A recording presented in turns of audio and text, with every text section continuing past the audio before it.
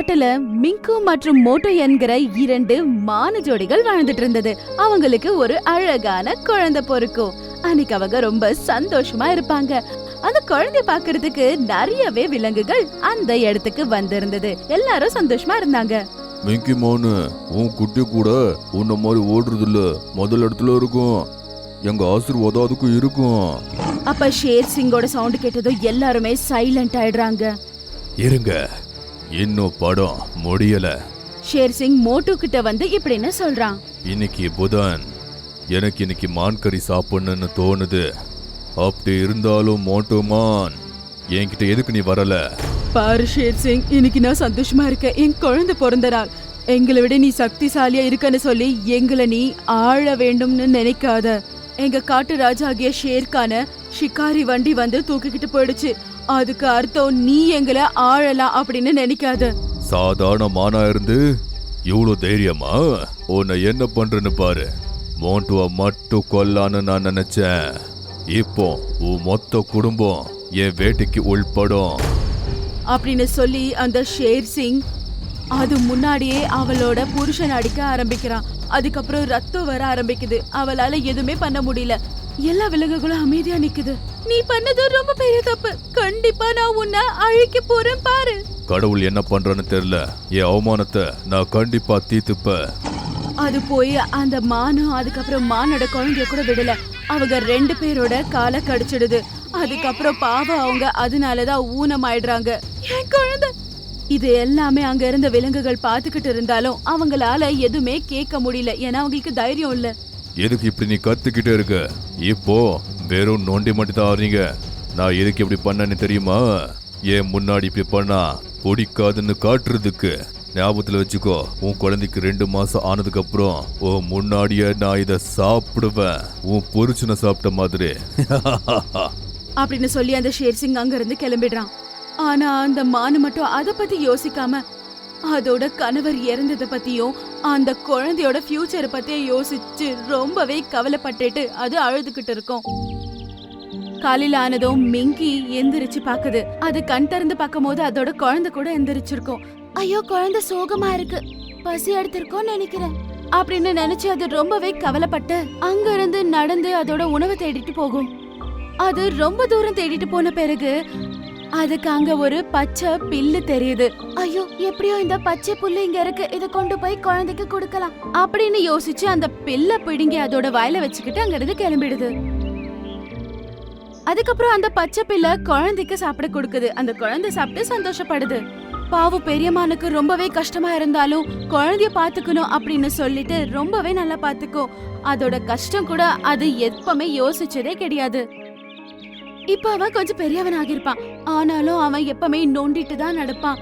இத பார்த்து அவங்க அம்மாக்கு ரொம்பவே கவலை. அத பத்தி அது ரொம்பவே கவலைப்பட்டுட்டு இருக்கும். அம்மா, நான் இப்ப வளர்ந்துட்டேன். இப்ப கூட ஏமா இப்ப நோண்டிட்டு நடக்கணும்? நீ கூட என்ன மாதிரியே தான் இருக்க அம்மா. என்ன ஆச்சுன்னு சொல்லுமா. என் மகனே, என்ன அத பத்தி கேட்காதடா. எதுக்கு அதை நீ மூடி வச்சுக்கிட்டே இருக்க? கொஞ்ச நாட்கள்ல இவ கூட என்னோட இறதா, இவளோட அப்பா போல. அத கேட்ட உடனே மிங்கு ரொம்பவே பயப்படுது. அதுக்கப்புறம் அது குழந்தை பக்கத்துல போய் நிக்குது. அப்புறம் ஷேர் சிங் கூட ரொம்ப கோரமா சிரிச்சிட்டு அங்க இருந்து கிளம்பிடுறான். அம்மா, இந்த ஷேர் யாருமா? எதுக்காக இவன் நம்ம கிட்ட இப்படி பேசுறான்? நீ எதுவும் பயப்படாத, உனக்கு எதுவும் ஆகாம நான் பாத்துக்கிறேன். இன்னொரு 2 நாளிலேயே அதோட குழந்தைக்கு 2 மாசம் முடிய போகுது. அதோட குழந்தைய ஷேர் சிங் கிட்ட இருந்து எப்படி காப்பாத்துறது அப்படின்னு அது யோசிக்க ஆரம்பிக்குது. இந்த யோசனையிலேயே அந்த 2 நாள் கூட சீக்கிரமா போயிடுச்சு. காத்தால ஆனதும் மிங்கு மனசு ரொம்பவே பாரமா இருந்தது. ரொம்ப வலிச்சிட்டு இருந்தது. அதுக்கப்புறம் அது குழந்தைய பாக்குது. என்ன மன்னிச்சிடடா கண்ணா, நான் இங்க இருந்து போய்தான் ஆகணும் அப்படின்னு சொல்லிட்டு அது அங்க இருந்து கிளம்பிடுது. அங்க இருந்து அது ஒரு நதி கிட்ட போகுது. கடவுளே, இந்த கண்ணாலதான் என்னோட புருஷன் இறந்து போனதை பார்த்து இப்ப என் குழந்தை கூட இறந்து போகுது என்னால பார்க்க முடியாது. அதனாலதான் நான் இந்த தண்ணில குதிச்சு சூசைட் பண்ணிக்கலாம் அப்படின்னு நினைக்கிறேன். நான் வாழ மாட்டேன். கொஞ்ச நேரத்துல தண்ணி அப்படியே ஆட ஆரம்பிக்குது. அதுக்கப்புறம் அதுல இருந்து தேவதை வெளியே வரா.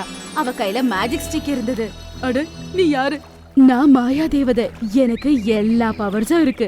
மிங்கி, நீ பேசுறதெல்லாம் நான் கேட்டுக்கிட்டு இருந்தேன். இப்போ உன்னோட கஷ்டத்தை எல்லாமே நான் மாயமாக்கிடுவேன். ஆனா இப்படி தேவதை மானோட தலை மேல மேஜிக் ஸ்டிக்க வச்சு மேஜிக் பண்றாங்க. உடனே அதோட காலு சரியாயிடும். அட, இது எப்படி நடந்துச்சு? சந்தோஷமா? என்னோட குழந்தை செத்து போக போகுது. நான் எப்படி சந்தோஷமா இருக்க முடியும்? உனக்கு புரியல. நான் உன்னை சரி பண்ணிருக்கேனா, அதுக்கு அர்த்தம் நீ போய் உன் குழந்தைய கூட சரி பண்ணலாம். போய் உன் குழந்தைய சரி பண்ணி நீ உன் குழந்தைய காப்பாத்து அப்படின்னு சொல்லி அந்த தேவதை தண்ணிக்குள்ள போயிடுறா. அதுக்கப்புறம் அந்த மானு வேகமா அதோட குழந்தை கிட்ட ஓடி போகுது. அங்க நிறைய விலங்குகள் நின்னுகிட்டு இருக்கோங்க. அம்மா அம்மா எங்கம்மா போன? நீ காணோன்னு சொல்லி நான் உன்னை பத்தி யோசிச்சு அழுதுட்டு இருந்தேன். ஐயோ, என்ன மன்னிச்சுடாடா கண்ணா, நான் தப்பு பண்ணிட்டேன் அப்படின்னு சொல்லி அது வேகமா அதோட குழந்தை கிட்ட நடந்து போகுது. அட மிங்கி மானு, உன் காலு எப்படி சரியாச்சு? அதுக்கப்புறம் அந்த குழந்தைக்கு அது முத்தம் கொடுத்த உடனேயே அதோட கால் காயம் எல்லாம் மாயமாயிடுது. அம்மா, என் கால் கூட சரியாயிடுச்சு அப்படின்னு சொல்லி அது சந்தோஷத்துல குதிக்க ஆரம்பிக்குது. வேற விலங்குகள் கூட சந்தோஷப்படுது. அப்போடு ரொம்ப நல்லதா போச்சு. சீக்கிரமா இங்க இருந்தா நீங்க ஓடி போங்க. சிங்கராஜா இங்கதான் வந்துகிட்டே இருப்பாங்க. ஆமா, நீங்க சொன்னது சரிதான். படம் இன்னும் முடியல. அதே நேரத்துல ஷேர் சிங் அங்க வரான். அவனை பார்த்த உடனே அவங்க அம்மா, போ இங்க இருந்து ஓடி போயிடுற கண்ணா. அப்புறம் அது ஓடுனதும் அது பின்னாடியே ஷேர் சிங் கூட ஓட ஆரம்பிக்கிறான். அது மட்டும் இல்லாம பின்னாடி விலங்குகள் கூட ஓட ஆரம்பிக்குதுங்க. அதுக்கப்புறம் கடைசியா அந்த மானு போய் நதி கிட்ட நிக்குது. அப்ப ஷேர் சிங் வேற விலங்குகள் கூட இந்த ஒரு நிகழ்வை பார்த்துட்டு நின்னுட்டு இருக்கோங்க. உங்க கண்ணாமூச்சி ஆட்டம் முடிஞ்சிருச்சா?